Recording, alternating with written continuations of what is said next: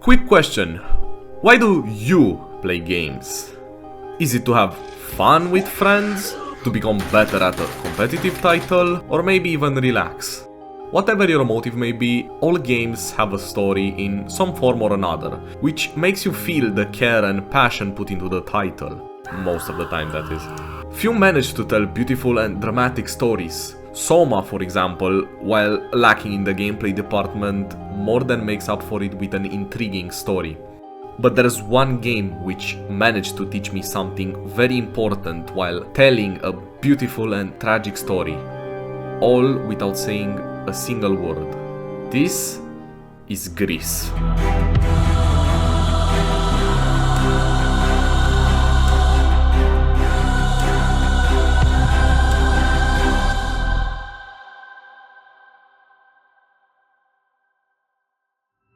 Developed by Nomada Studios and published by Devolver Digital, the game released in late 2018 to massive success, with it now having sold over 3 million copies.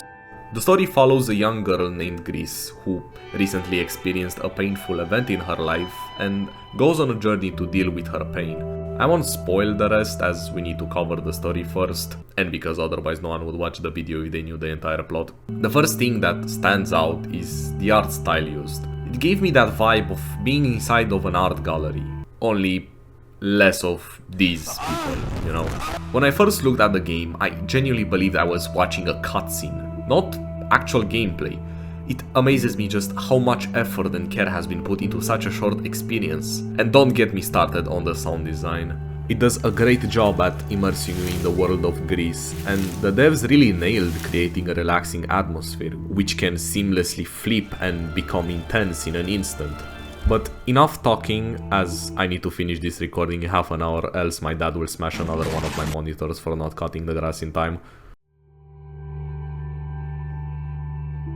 The game starts with a cutscene showing Gris singing while sitting in the palm of a statue. All nice and well until she loses her voice and the statue starts crumbling, causing her to fall for a long while before the screen fades to white. You eventually land and find yourself in an empty white void. It's a wasteland, devoid of color and life, say for these little fellas. Continuing going forward, you will find a glowing orb, then another. They are called stars and are used all across the game, for example in constellations, which help you cross certain gaps. The hand of the now broken statue can be found just up ahead, and interacting with it does this.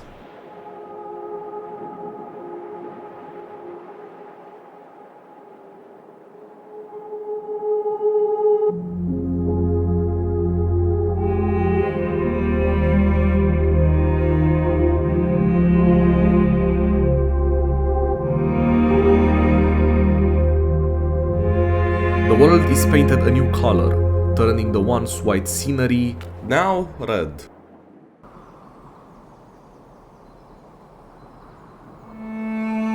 Anger is portrayed to a red desert and frequent gushes of wind that make moving forward a struggle. The mostly red sky, or how my co-writer put it, that sky is red, pink, yellow. It is accompanied by a giant sun. This helps create a beautiful yet dark scenery, which is complemented by the music. A piano is playing a calm tune as you walk through the desert. Then it begins picking up, turning a previously relaxing atmosphere into a dramatic one by introducing an organ. But just as quickly, it dies down. The sound here does an amazing job at encapsulating a more aggressive environment. This stage is full of windmills, which help indicate the upcoming storms, giving the player a visual cue to hide before they get pushed back. Same goes for the puzzles. Huge windmills can be found on the giant structures used to climb higher and progress. Stars also unlock new abilities for Gris. In rooms similar to this one, if you have 2 or more stars, you will unlock a new ability. The first you get enables Gris to turn into a block. Please tell me I'm not the only one who made this connection. Please! This stops her from being pushed away by the wind and also makes it possible to break certain things like... You plummet to the ground, once at the bottom, you find yourself inside a monochrome world. The ground is a reflection of the girl, surrounded by numerous butterflies. The space surrounding you features numerous crumbled statues of a woman and fragile vases that, if broken, creates an entire swarm of butterflies that will surround and push you back up, and all the way into the skies. The clouds are filled with windmills and metal bars that create unique and intuitive puzzles, all the while having smooth and satisfying animations. Collecting the last of the stars leads you once again to the palm, where Gris adds yet another color to the world. The environment around you changes drastically, with several plants, critters and giant vines appearing everywhere. Seems as if things are getting livelier here. Both the red and green are used here for scenery, and they blend perfectly in my opinion. The plants take over the buildings, vines, leaves and roots integrate themselves into structures, creating a landscape abandoned by civilization that Mother Nature reclaimed. The gimmick for most of these chapter puzzles are the huge square-shaped trees, used as platforms which are constantly changing their shape. Eventually, you'll reach this level's new ability, the double jump. That grants the ability to double jump. What did you expect? This is where I also found the second most frustrating puzzle, not because it's hard, but because I'm a little bit of an idiot. From here on out, you'll also find the red butterflies that propel you upwards, a triple jump if you will. And with your new power acquired, you make your way to the top of the tower, where something is waiting for you.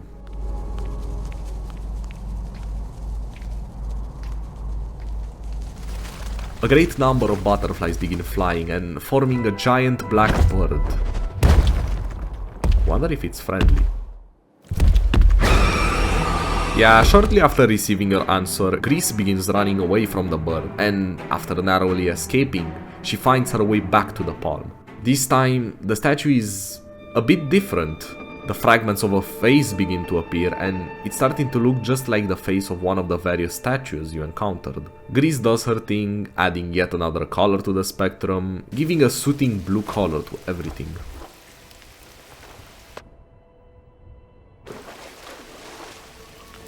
By far my favorite part of the entire game.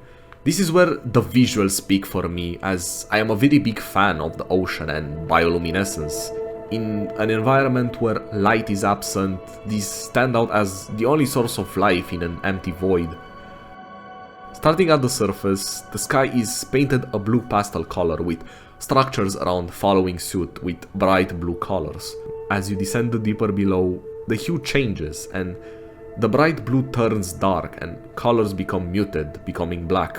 Going deeper, we get a much deserved break and are treated with some of the brighter colors being brought back, representing ice crystals. But this is short-lived, since after you leave and get your third ability, you find yourself once again in the deep blue. These are the segments which made me fall in love with the game and turn it into a horror game for those with thalassophobia. Getting the stars required for the vase in the middle, it turns into a giant tortoise, now granting some much needed light for the dreaded abyss below. Navigating the waters for a little while longer, you stumble across the statue with the palm. Now fully reconstructed, we see that indeed it was the woman.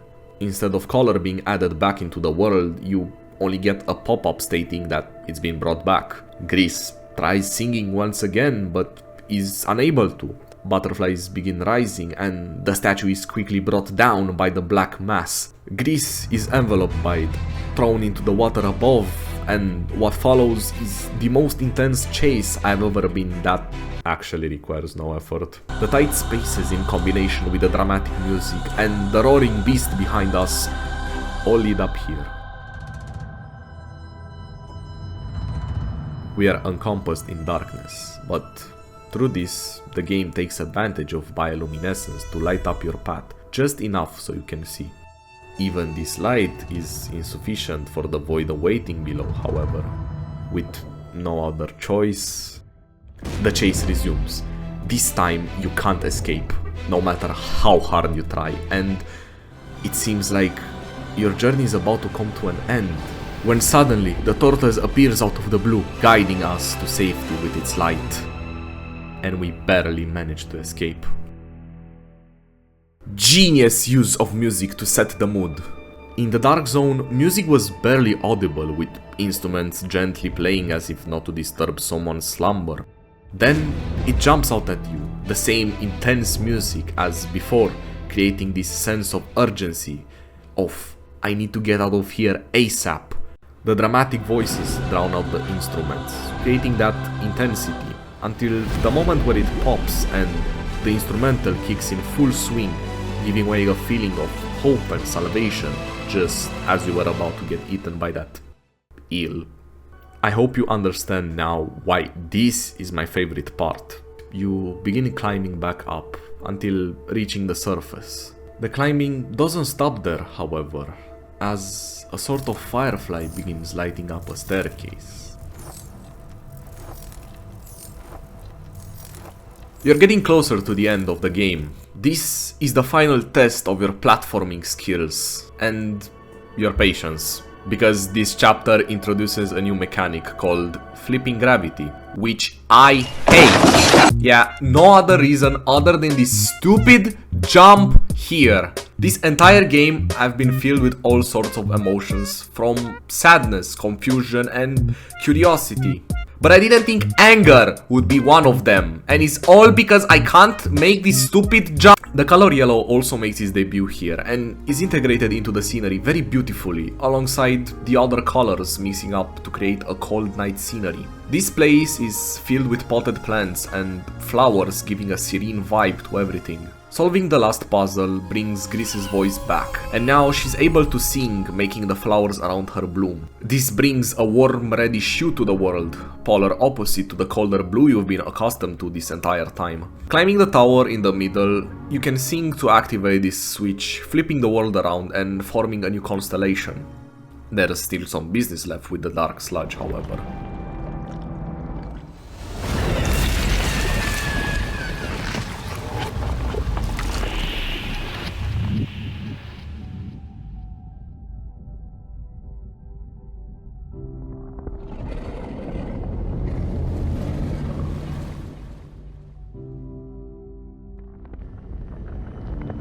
You are swallowed whole by the thing. You surface to a new world, similar to the one at the very beginning of the game, mostly devoid of color, with flowers sprinkled into other nuance. Only one thing left to do. The palm reappears and Gris begins singing. The statue's pieces begin to rise from the black liquid below you, and as it all unfolds, the dark sludge begins rising until it is dispersed by the woman. As they begin to sing in unison, all colors come back to the other areas as well. The statue of the woman begins crying and Gris gently kisses it, creating a powerful scene which actually made me shed a tear.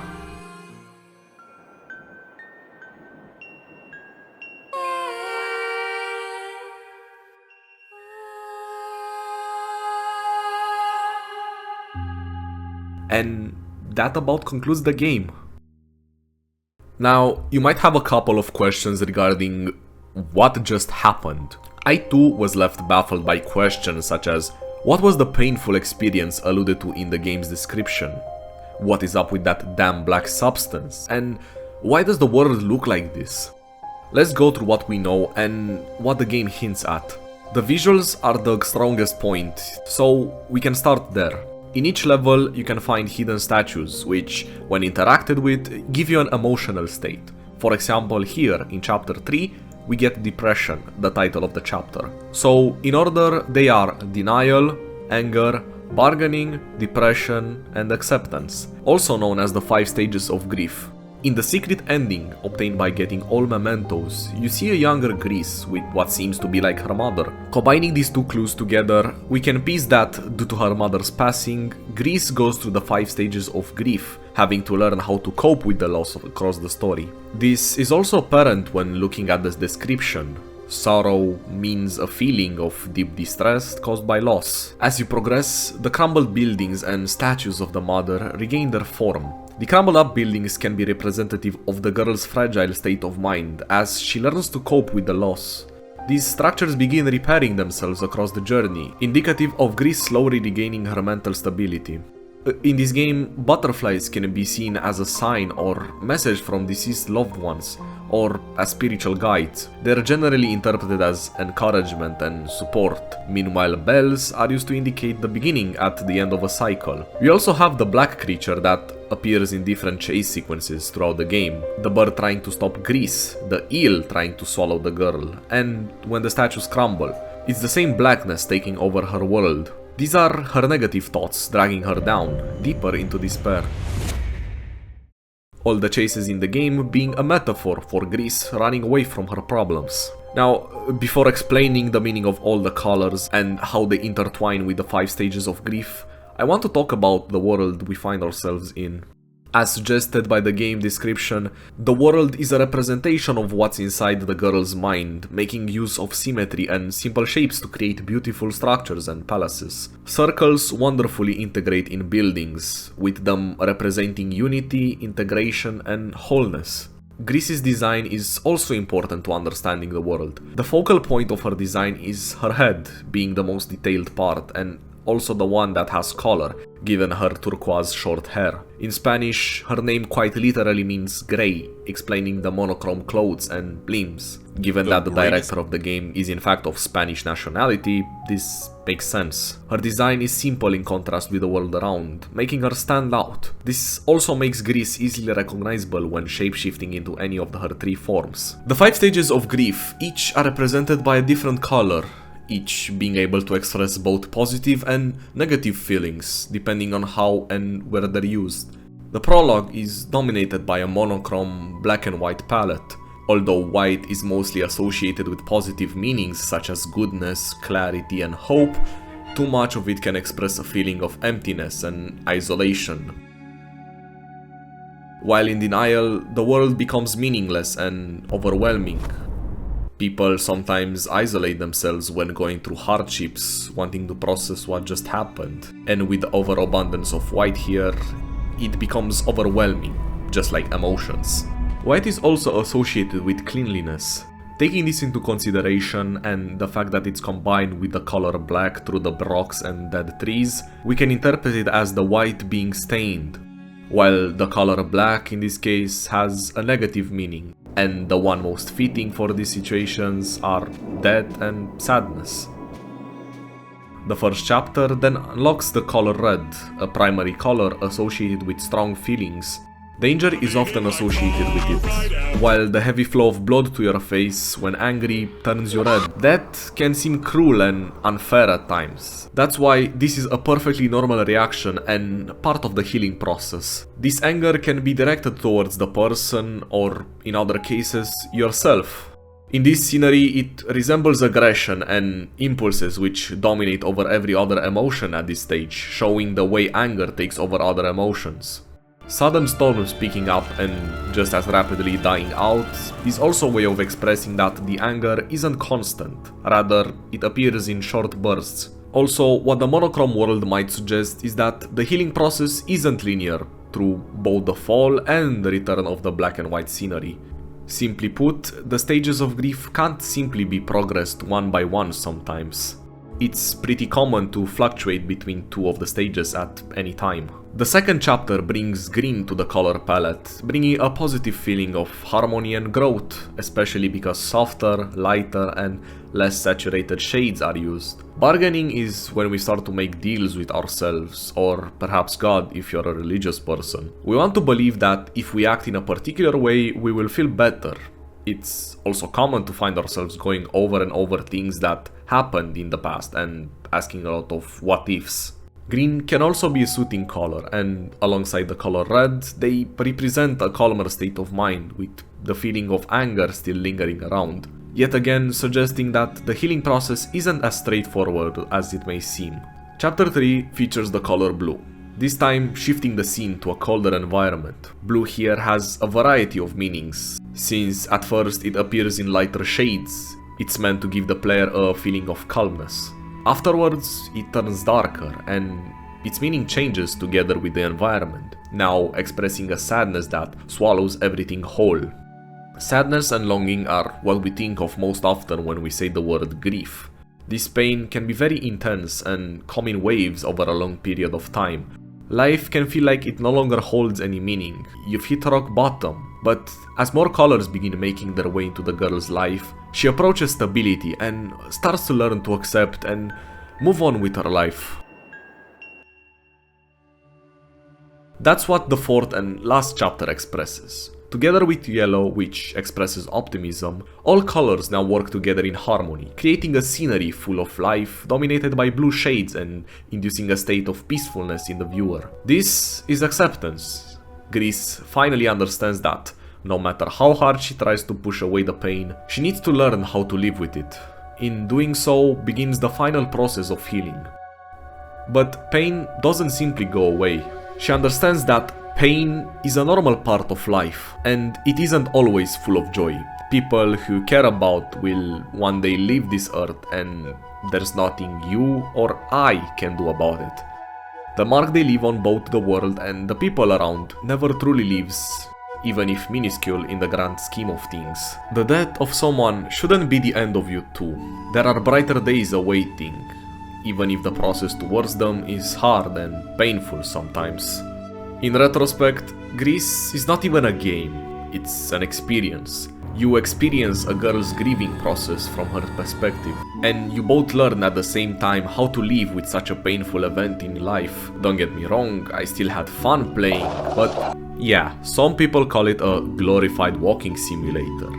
That's because it is.